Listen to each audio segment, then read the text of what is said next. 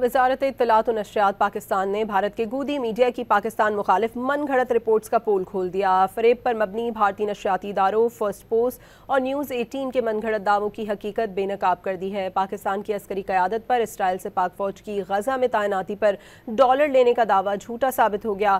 بھارتی نشریاتی ادارے first post نے جھوٹا دعویٰ کیا کہ امریکی حمایت یافتہ غزہ امن مشن میں پاکستان کی عسکری قیادت نے اسرائیل سے $10,000 کا تقاضا کیا۔ نیوز 18 کی من گھڑت اور مضحکہ خیز رپورٹ میں پاکستان موساد اور CIA کے درمیان خفیہ ملاقاتوں کا حوالہ بھی دیا گیا ہے۔ وزارت اطلاعات و نشریات پاکستان نے حقائق واضح کرتے ہوئے کہا کہ پاکستان اسرائیل یا امریکہ کی جانب سے کسی ملاقات یا مالی مذاکرات کا کوئی ثبوت یا سرکاری تصدیق موجود نہیں۔ پاکستان کی وزارت خارجہ اور پاک فوج کے شعبہ تعلقات عامہ نے فوجی تعیناتی یا اسرائیلی اور امریکی خفیہ اداروں سے ملاقات کی کوئی تصدیق نہیں کی۔ پاکستان اور پاک فوج کے خلاف منفی پروپیگنڈا مہم بھارتی میڈیا کا وتیرہ بن چکی ہے۔ گودی میڈیا گمراہ کن اور جھوٹے پروپیگنڈے سے خطے میں انتشار پھیلانے کی مذموم کوششوں میں مصروف ہے۔